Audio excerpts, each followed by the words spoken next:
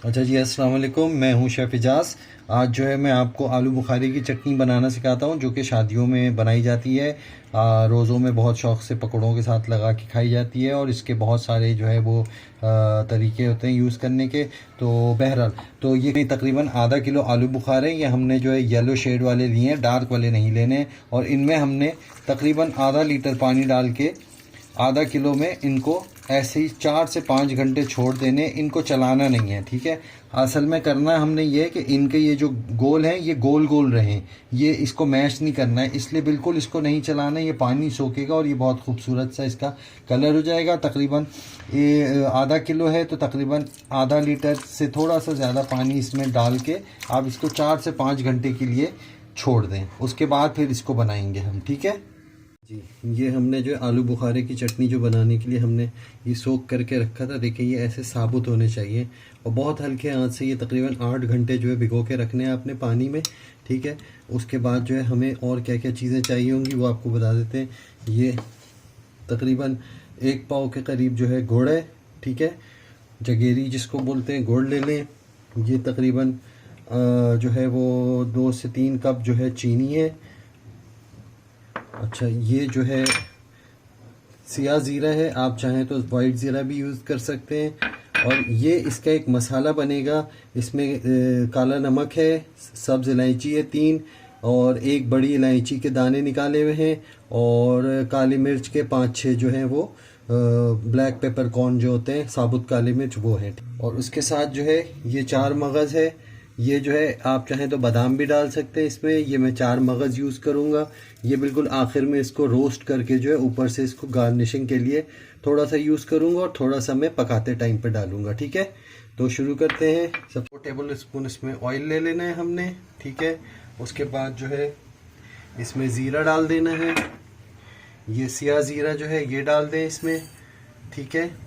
आँच को कर दें थोड़ा सा तेज़, और ज़ीरे को थोड़ा सा भून लें। ज़ीरा जब इसमें भुनने लगेगा ऑयल में, तो फिर आपने जो है ये मसाला इसमें, जिसमें ये इलायची, साबुत काली मिर्च और नमक और बड़ी इलायची के दाने, ये आप चाहें तो कूट के भी डाल सकते हैं। हम इसको मोटा मोटा कूट के ये इसमें ऐड करेंगे। जब भुन जाए तो इसमें ज़रा सी जो है हींग जो है ये आपने ऐड कर देनी है। इसमें हींग का फ्लेवर बहुत अच्छा आता है, ठीक है। और उसके बाद जो है चूल्हे की लो को आपने हल्की कर देनी है, बिल्कुल हींग की खुशबू आने लग जाए। फिर ये मोटा मोटा जो हमने कूटा है ये इसमें ऐड कर देना है। दालचीनी, इलायची है छोटी बड़ी, नमक है, काली मिर्च है, ठीक है।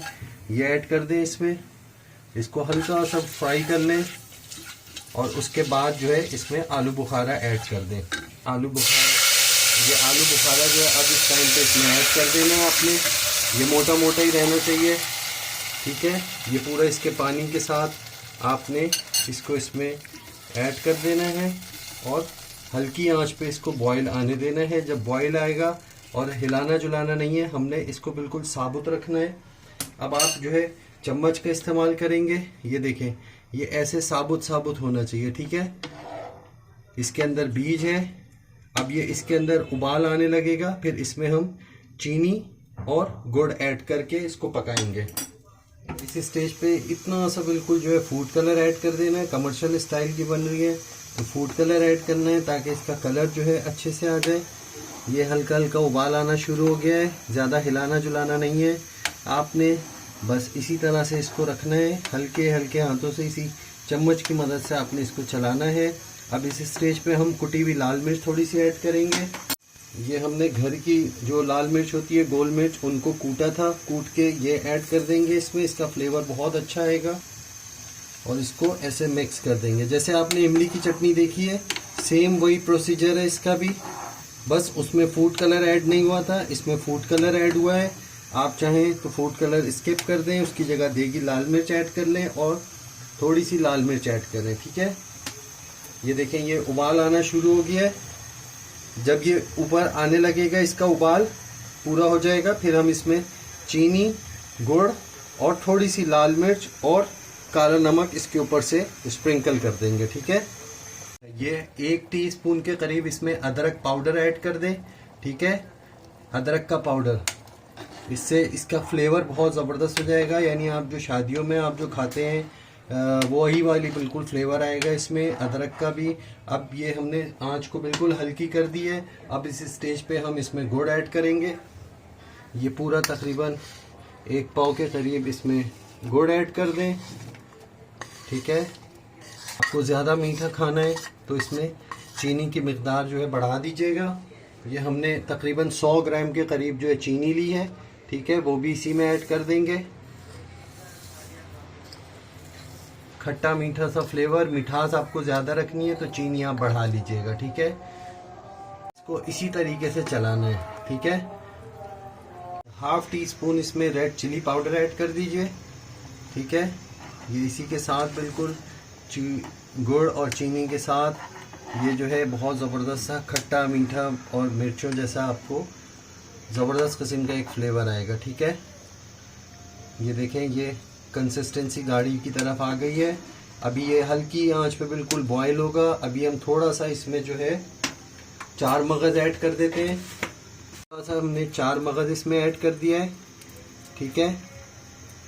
और ये हल्की आंच पे इसको छोड़ देना है आधे घंटे के लिए, बिल्कुल हल्की आंच पे छोड़ दें। जब इसका ये जो शीरा जो है थोड़ा सा गाढ़ेपन पे आएगा तो फिर आपने चूल्हा बंद करके इसको ठंडा कर लेना है, ठीक है। और आपकी चटनी रेडी हो जाएगी। देखें, ये बॉयल आना शुरू हो गया है। तकरीबन आधा घंटा आपने बिल्कुल लो फ्लेम पे, बिल्कुल दिए जैसी फ्लेम के ऊपर आपने इसको चढ़ा रहने देना है, ठीक है। ये चीनी और गुड़ सब घुल चुका है इसके अंदर।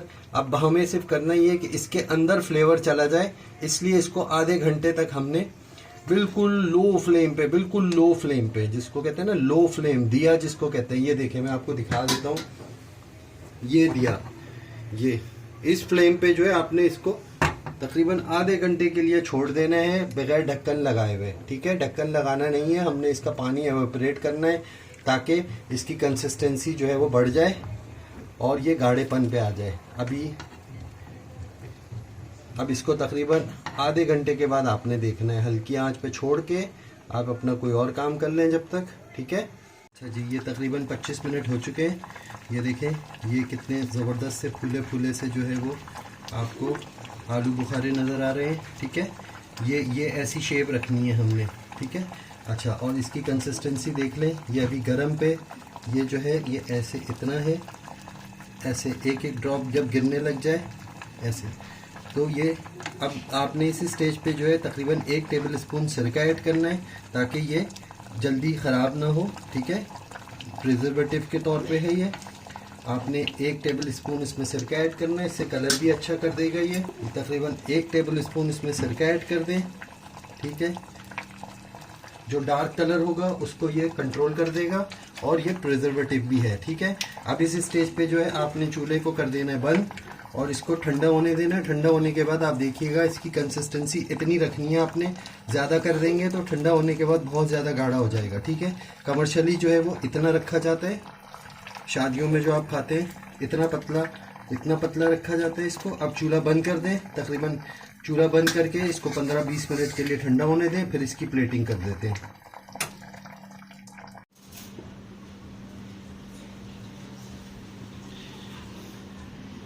ये देखें, ये ऐसे साबुत होने चाहिए, इसको आप मैश कर लें। ये देखें, इसकी ये बीज है, ये ऐसे होना चाहिए। साबुत रखेंगे तो देखने में बहुत खुशनुमा लगेगा और ये बहुत टेस्टी है माशाल्लाह से, खट्टी मीठी सी।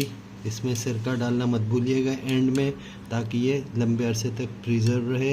ये देखें, ये इसका ये ऐसे रोगन होना चाहिए, ठीक है। चले मिलते हैं अगली वीडियो में। तो आप लोग सब्सक्राइब करें, शेयर करें और इसको बनाएं और बताइएगा कैसी बनी है। अल्लाह हाफिज़।